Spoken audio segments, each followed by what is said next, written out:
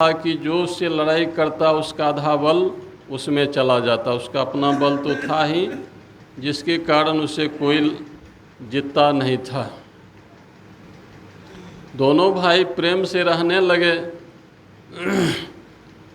एक दुंदुभि नाम के राक्षस रात में आकर के बाली को ललकारा युद्ध के लिए।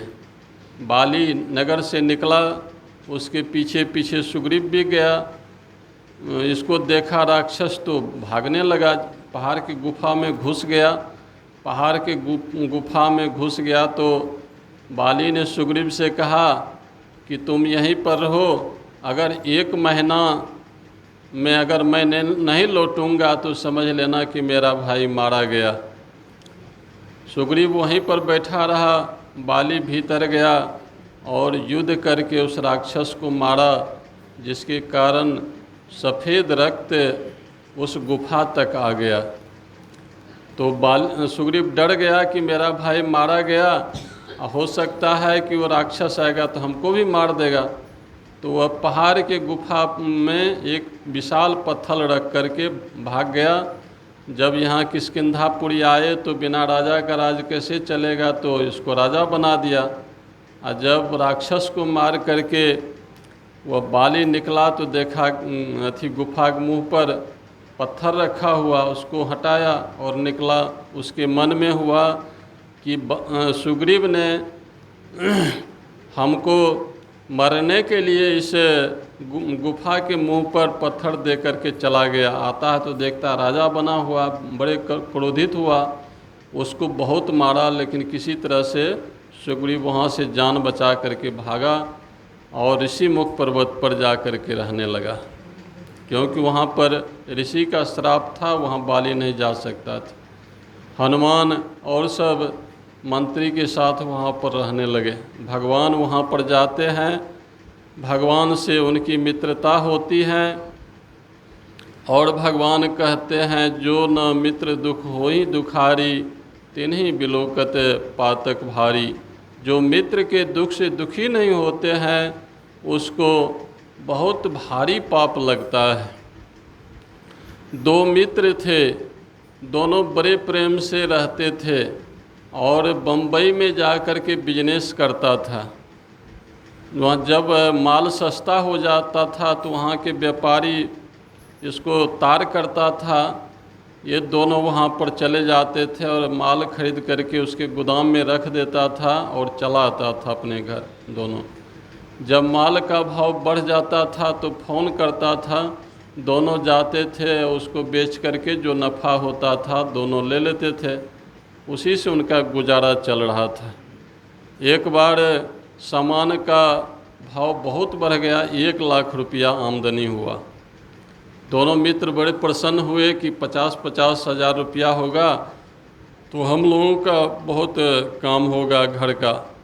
दोनों आ रहे थे, संध्या हो गई तो एक आश्रम में रुक गए, धर्मशाला में रुक गया। तो एक मित्र ने कहा कि मित्र अब तो रात हो गया है और इतना पैसा लेकर के हम लोग जाएंगे तो कोई छीन ही लेगा तो हम लोग क्या करेंगे, इसीलिए तुम एक आदमी यहाँ पर रहो और एक आदमी हम जाते हैं बाज़ार में भोजन कर लेंगे और भोजन करके तुम्हारे लिए भी लेते आएंगे। कहा ठीक है मित्र जाओ। पैसा उसको दे दिया, आवश्यकता से अधिक दे दिया। वो चले गए बाज़ार। आज जब जाने लगे तो मन बड़ा शैतान है, संकल्प विकल्प करते रहता है। ध्यान में जब बैठता है साधक तो शरीर बैठा हुआ, मन संसार में घूम रहा है। तो वह सोचने लगा कि ये 50-50 हज़ार रुपया बट जाएगा, अगर 1 लाख रुपया हमको हो जाता तो हम बिजनेस करके बहुत बड़ा आदमी बन जाते और दिल्ली और पंजाब का जो बम्बई का जो चक्कर है छूट जाता। तो ये होगा कैसे, तो सोचते सोचते इसके मन में आया कि मित्र के भोजन में जहर दे देंगे और उसको खिला देंगे, वो मर जाएगा, सब पैसा मेरा हो जाएगा। चला गया, भोजन किया और मित्र के भोजन में जहर खरीद करके मिला दिया। इधर मित्र को क्या पता कि आज मेरी जीवन लीला समाप्त कर देगा। वह आया, इस मित्र को भोजन दिया, एक खाया तो जहर का ऐसा प्रभाव था कि तुरंत उसकी मृत्यु हो गई। और उसको उठा करके नदी बहता था उसमें भसा दिया और उसके घर पर फ़ोन कर दिया कि मेरा मित्र जो है सख्त बीमार हो गया है, आप लोग जैसे ही तार मिले तुरंत आइए, मैं फलना जगह हूँ, मित्र का इलाज करवा रहा हूँ। अब बचेगा कि नहीं बचेगा कोई ठिकाना नहीं है। जैसे ही तार घर में गया तो पूरे परिवार में कोहराम मच गया। एक ही कमाने वाला था, सब किसी तरह से कर्जा तर्जा लेकर के स्टेशन पर आया वहाँ जाने के लिए। तब तक वह मित्र स्टेशन पर उतर गया और रोने लगा कि दोनों एक थाली में खाते थे, एक साथ रहते थे, परमात्मा को ये साथ मंजूर नहीं था, परमात्मा ने मुझसे मेरे मित्र को छीन लिया। मैंने बहुत इलाज किया लेकिन मैंने बचा नहीं सका। इस बार भाग भी धोखा दे दिया, बिजनेस में भी घाटा लग गया। तो खैर मेरा मित्र था, जो इलाज में खर्च हुआ वो मेरा खर्च हुआ, और ये 5,000 रुपया लीजिए और मेरे मित्र का ठीक से श्राद्ध कर्म कर दीजिएगा। अब वो लोग क्या करते, परिवार के लोग रोते धोते 5,000 रुपया लेकर के घर गया और ये आया और बिजनेस शुरू कर दिया। दिन दुगना रात चौगुना वृद्धि होने लगा। बहुत बड़ा सेठ बन गया, बहुत सारे नौकर चाकर, बहुत महल बना लिया।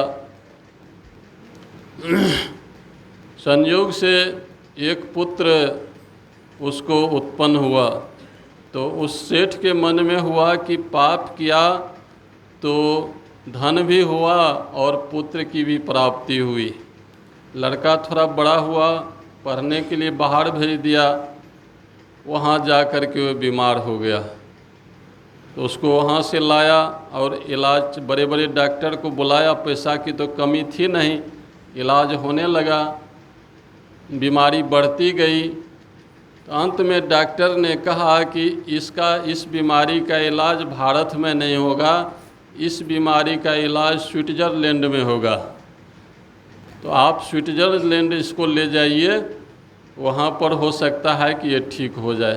पैसा की तो कोई कमी थी नहीं, एक लौता पुत्र था, लेकर के चला गया स्विट्ज़रलैंड विदेश। अब वहाँ इलाज चलने लगा और मुंशी से पैसा मांगता गया। विदेश में तो पानी की तरह पैसा बहता है। मुनीम सब घाटा बताने लगा कि सेठ जी अब आपके पास पैसा नहीं रहा, जो भी पैसा था हम लोग भेज दिए, अब आपका खजाना जो है खाली पड़ा हुआ है। अंत में डॉक्टर ने कहा कि अब ये नहीं बचेगा, इसको ले जाइए, जब तक जीता है तब तक इसका देखभाल बढ़िया से कीजिएगा। लाचार होकर के वह अपने पुत्र को लेकर के घर चलाया। बिजनेस भी सारा बंद हो गया। एक रोज़ पुत्र को लेकर के गोद में बैठा हुआ था। लड़का पिताजी को देख करके हंस दिया। तो सेठ के मन में हुआ कि लगता है कि अब मेरा बच्चा जो है, इकलौता मेरा पुत्र जो है, लगता है ठीक हो जाएगा। पैसा गया तो गया, लेकिन पुत्र तो कम से कम बच गया, धन गया तो गया। तो वह लड़का कहता है कि मित्र, हमको पहचानते हो, हम तुम्हारा वही मित्र हैं जिसको तुमने जहर दे करके मारा था। अब मैंने अपना मूलधन 50,000 रुपया जो मेरा लिया था वह मैं तहसील लिया, अब सूद बच गया है। अब मैं मर रहा हूँ और उस सूद को मेरे कर्म में खर्च कर देना। इतना कह करके लड़का मर गया। तो बुरा कर्म का फल जो है देखने में तत्काल लगता है कि हमको उन्नति होने वाला है, उन्नति हो रहा है, लेकिन जब उसका पतन होता है तो रोने वाला नहीं मिलता। रहा न कुल में रोवनहारा।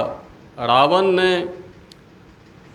अधर्म करके धन जमा किया था, धर्म किया था, बहुत सारे पुत्र नाती हो गया था, 1 लाख पुत्र, 1.25 लाख नाती, तीनों लोक में उसका राज था। लेकिन जब उसका परिणाम मिलने लगा, जब भगवान से युद्ध हुई, तो रहा न कुल में रोवनहारा। कोई रोने वाला कुल में नहीं रहा।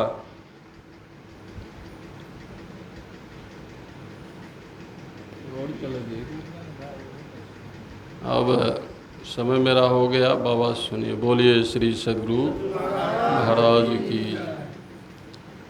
20 मिनट के अंदर में 4 बजे में जाना चाहिए।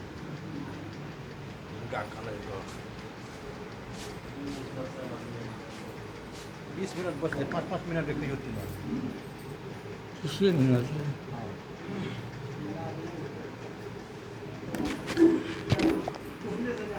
प्रेम से बोलिए सद्गुरु महाराज की जय। बंदो चरण सरोज गुरु, मुद मंगल जगार, जय सुमिरत नर होत है, भवसागर सिर पार।